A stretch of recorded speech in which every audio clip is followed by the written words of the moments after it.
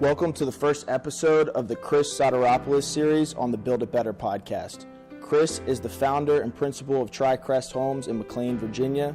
I am Zach Hopkins, and it is my job to dive deeper with you into what Chris has learned, what he knows, and where he's going. If you want to be the best, you need to learn from the best. That is why Build It Better exists. It is designed to help the next generation of residential professionals connect and communicate with the best in our industry.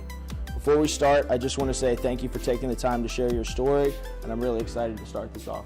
I appreciate it, man. I'm glad to be here. Thanks for having me. Absolutely.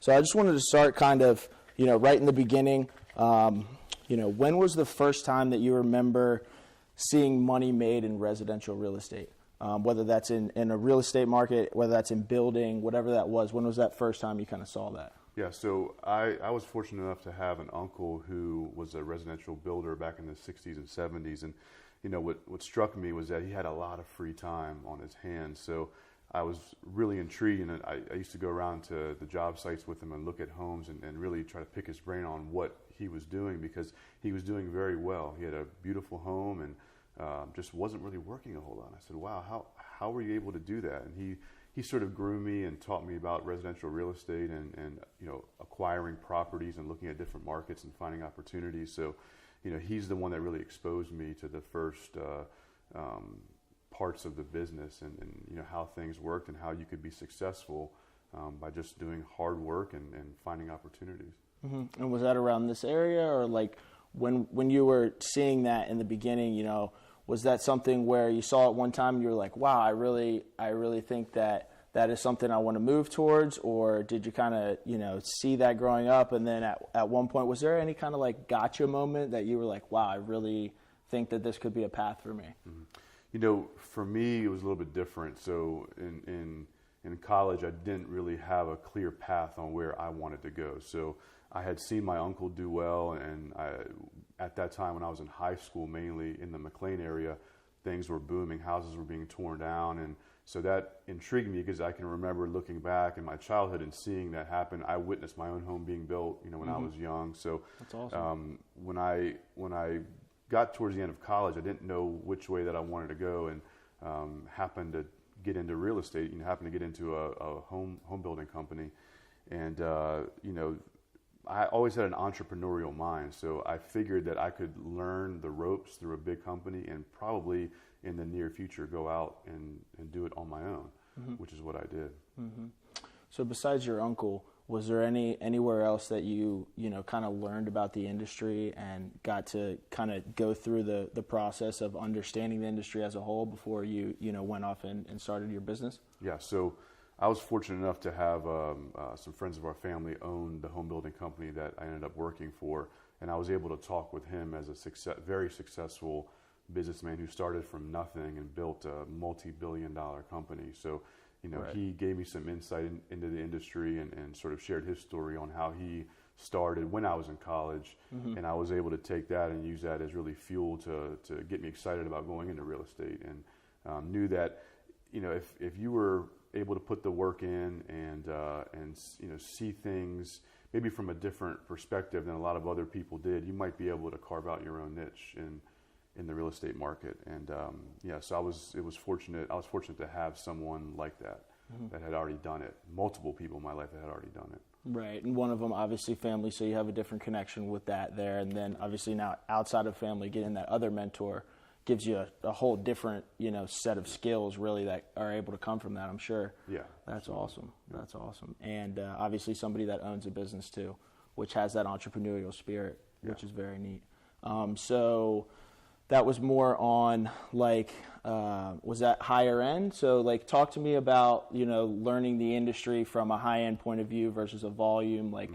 Where were you gaining some of that expertise at this point? Yeah, so when I started, I worked for a tract home builder, and they were at the higher end of the tract home builder spectrum. So I was able to see, larger homes, right. multi-million-dollar homes go up and really get intrigued by that process. I always tended to lean towards the higher end market. I thought that was where you could sort of pick and choose your buyers and really focus on creating something different. Mm-hmm.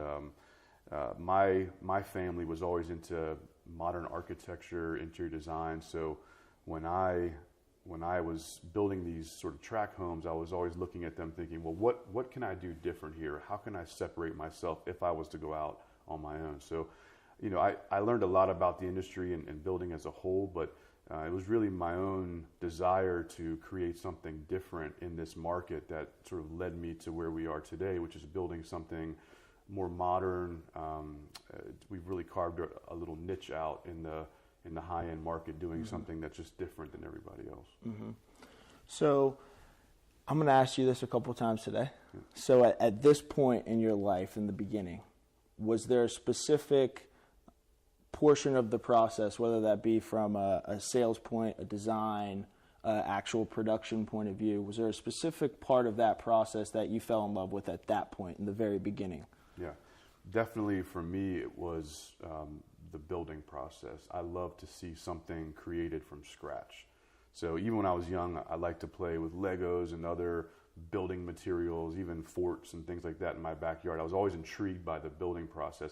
When my family built our home that we grew up in, I was about 9 years old, and watching that, we were able to come up and watch that every weekend, and so seeing that process really intrigued me. That's so cool. And then having a chance to actually do it myself and watch just a raw piece of dirt turn into something that families could enjoy for many, many years, and putting in our creative touches to the process, and seeing the joy of families walking into their beautiful new home was really overwhelming for me at first. Mm-hmm. And then, once we did it for a while and we were building the same homes over and over, that's when I really decided, design is what is going to set me apart if I was to go out on my own. So I started getting into the design. I never thought that I was going to, but I started learning about interior design and how to put elements of architecture together to create something that's different, but also that's something that blends with the area that we're living in, not over the top contemporary or very, so far out of the box that it would scare people away.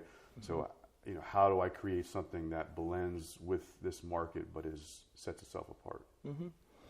So if somebody was getting into the industry right now, right, they're in college, they're, maybe they're even in high school still, they're maybe thinking about going to trade school or whatever the case may be, right? There's a lot of listeners out there like that. So where would you recommend they start, and how do you think that they could learn about the industry as a whole and just kind of get started? Obviously being able to learn from the right resources. Mm-hmm. There's several people in the industry that could probably give you bad information, but where do you think people could start to look for the right information at this point in this day and age? Yeah. So, one of the things that I look back on and say I wish I would have done more of was connecting with real estate professionals early on in the process. So in my 20s, out of college, really getting to know people that have done it or are in the business currently, people that I would have aspired to be like. I had one, maybe two, but to really surround myself with those types of people, to get to know how they did it, what makes them different from everyone else, and then try to form my own opinion at that point as to what my path would be at that point. So, a lot of people, they go through college, people like myself, and don't have a clear path. They don't know how to connect those dots. So things like this podcast, even listening to people who have been through it and just trying to latch on to one or two or three mentors in the industry, to me, that is where you learn valuable information on how to form a business, what kind of business should I be going into, and then how, one of the things that we learn as business owners, if we don't have a mentor, is it takes us a lot longer to complete certain tasks, where if we had people to guide us, it would maybe help us get through certain things quicker and with less pain than if you're just going on about it yourself. Mm-hmm.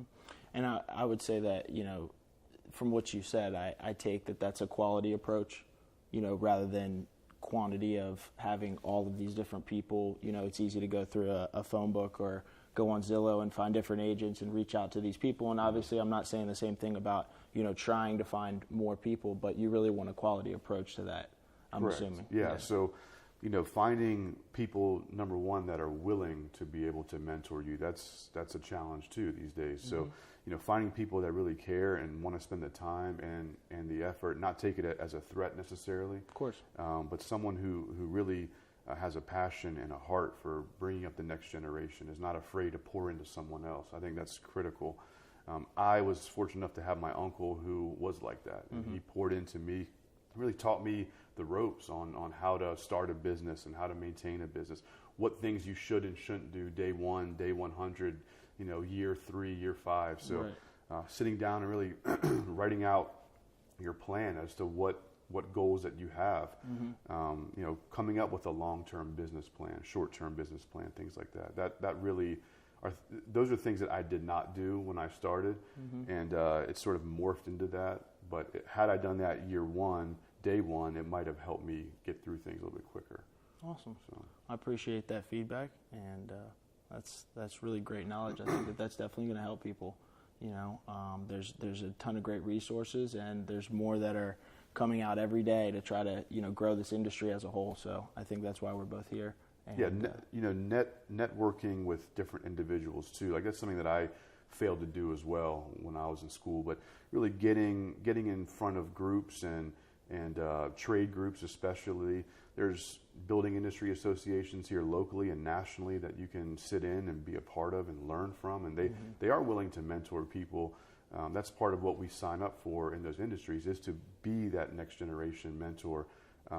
But if you don't seek it out, you're going to miss out on it. Right, absolutely. So you got to go find it. Absolutely. All right, we'll end the first chapter there, and we'll be on to the second one here in a minute. Cool, sounds good.